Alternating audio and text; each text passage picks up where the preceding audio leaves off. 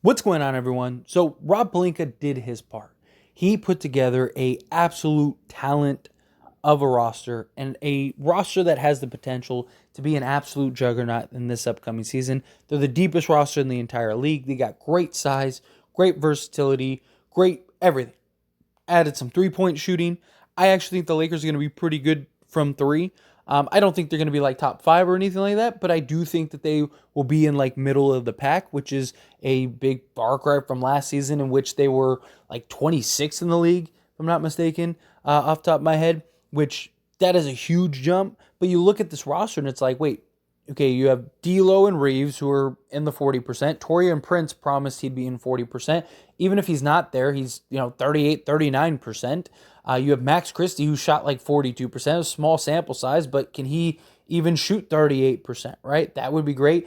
All of the talk is that Anthony Davis's three-point shot is coming back around, right? Rui Hachimura, you got to imagine, is going to be improved from last season. Jared Vanderbilt, same thing. They've been working hard on that.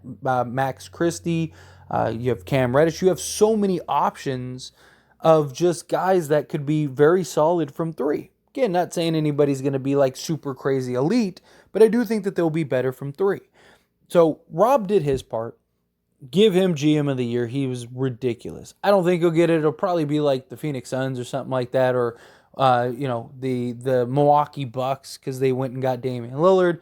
But I think Rob Pelinka did a fantastic job. Now, some people might say, well, of course you think that. You're a Laker channel, you're a Laker fan. But even objectively, I don't know how you look at this and go, yeah, the Lakers did a terrible job. Like, I've seen people that hate the Lakers that are like, hey, I got to give them credit. They won the offseason. And now it is up to Darvin Ham to put the pieces to the puzzle together to now go and contend and compete for an NBA championship. It is absolutely, undoubtedly championship or bust with this roster. Again, there is no excuse, no rhyme, no reason. I understand Boston, Milwaukee, and the Phoenix Suns, as well as Denver. Those teams are going to be tough. Those teams have a lot of talent as well, but they don't have the depth and just versatility that this Lakers roster has. Now, if Kevin Durant's having a terrible night, Phoenix is probably losing that game, right? But if LeBron's having a terrible night, you have five other guys that are capable of going for 20 or 30 points, right? And Lakers should be number one defensively, if not top three defensively. They were number one last year, and that was without all of this extra size and versatility. They should be top five offensively. I wouldn't even be shocked if they're number one offensively, right? A lot of people seem to like kind of scoff at that when I say that, but they were seventh last year at 116. The Sacramento Kings were number one in the league at 120. You don't think that it's out of the realm of possibility that this Lakers team is 5 points better or 4 points better than last season? If you do, then they have the potential to be number one. So we'll see. Time will tell. I love that we're seeing them really build chemistry and relationships and building those bonds. Rui and LeBron have really just built a just fun, exciting friendship. They have all the tools. And this roster was built for Darvin Ham. Now, Darvin Ham, he's going to have to earn his money, right? He's got his work cut out for him this offseason, or this season, right? He has a 12-man roster at least. JHS has been supposedly killing it in training camp. If that's the case, then now you got 13 guys. Although I don't think he's as much of a pressing need, but let's call it 12 guys. You're not running 12 guys night in and night out. You have 5 to 6 guys that are expecting 30 minutes a game, and you have another 5 or 6 guys that are expecting 20 to 25 minutes a game.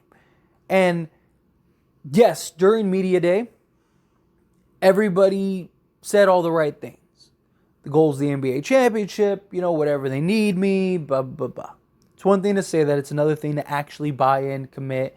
And when you go 3 games with only getting 10 minutes, and that like frustration starts creeping in, are they going to be able to say, well, you know what, let me take a second. all right, let's just take a breath. We're here to win an NBA championship. I need to buy in. I need to get rid of my ego and focus at the task at hand. Right? Darvin Ham, he's a guy that he was given the gift of gab. Right? I've talked about how this roster is tailor-made for LeBron James, and it is. I still believe that, without a doubt. But it also is for Darvin Ham. Because with this roster, Darvin Ham just has to, not mess up. And even then, I don't know how he'd mess up. Right? Because, you have so much talent and so many different possibilities and configurations. And you literally have 6 guys that could just light it up on any given night. It would be very hard to ruin this roster. I know a lot of people aren't super high on Darvin Ham. I thought he was fine last year. I mean, given all the circumstances of last year, I don't know very many coaches that could have done. He's had more success in his first year than many coaches that are considered very good in their entire tenure. Right? So, my only problem, I have no issues criticizing Darvin. I mean, I've criticized Darvin Ham, right? My issue is that a lot of people like to blame Darvin Ham for the losses, but give him zero credit for the win, right? You don't get to the conference finals with a roster that played 8 games together going into the playoffs unless you have good coaching and good structure and good leadership and things like that, and they have that.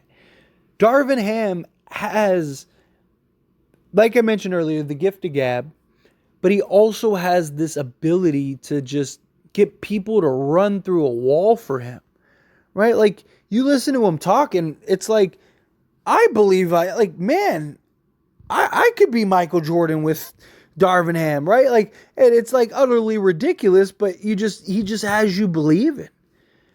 And, this roster has everything that he could want from the way he was brought up as a coach, right? Coming from Budenholzer's system and, implementing that and the way that he approached it with Milwaukee. And, well, now you look at this and it's you got all this size, you got the versatile bigs, you got your point of attack guys, you got a returning team from last season. I've talked about it. The Lakers have built a culture and a real structure from the top down. You got an owner that'll do whatever it takes to win. You got a GM that's capable of putting it all together. And now you got a head coach that can go out and execute and make sure it gets done and that the vision is seen through. It is championship or bust for this Lakers roster and this Lakers team. There is zero excuse for it not winning an NBA championship, barring, some crazy knock on wood injuries or something crazy like that, right? But if all is right, the Lakers should be right there holding that Larry O'Brien trophy at the end of the season. They just should. If Anthony Davis plays to the level that we know he could play, which I said it once, say it 1,000 times, we go as far as Anthony Davis takes us. If Anthony Davis is that dominant MVP level type player, arguably best player in the world type guy, nobody's beating this Lakers team. I don't care. Nobody has an answer for Anthony Davis. None of these top, Boston does that. You think what? Kristaps Porzingis is stopping Anthony Davis? Stop. You think what? Milwaukee, what? Brook Lopez is stopping Anthony Davis? Stop. Phoenix, you think Nurk is stopping Anthony Davis? Stop. Jokic isn't stopping Anthony. They're not stopping Anthony Davis if he's playing the way that we know he could play.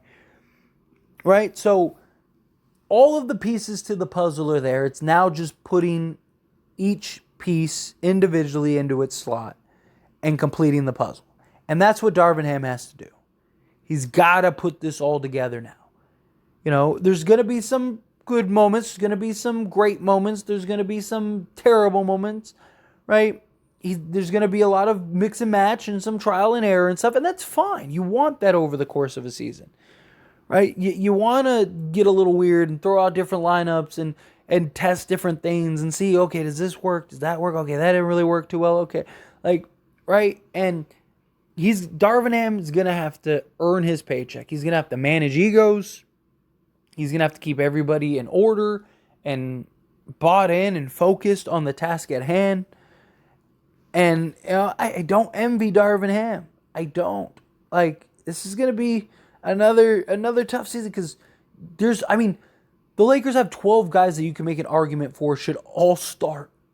Right? There's only 5 spots. Right? There's only so many minutes in each game. And as much as I think that Darvin Ham's got his work cut out for him, in the same breath, I think that this roster it should be and has the potential to be very easy for him. This is a roster that I could probably coach. Like, it's just that deep. Like, you would have to go out of your way to mess this up. You have all the tools at your disposal. Use them to build that path to the NBA championship and winning that NBA championship. And we're good. We're Gucci. I genuinely believe the Lakers have a real opportunity here. And I need to see it. I need to see number 18. Let's go break that tie. But anyway, as always, this is a discussion, so I pass the question on to you. Let me know your thoughts and opinions down in the comments below. What do you think? How do you feel? Do you agree? Disagree? What are your thoughts on Darvin Ham? Love to hear it. Let me know down in the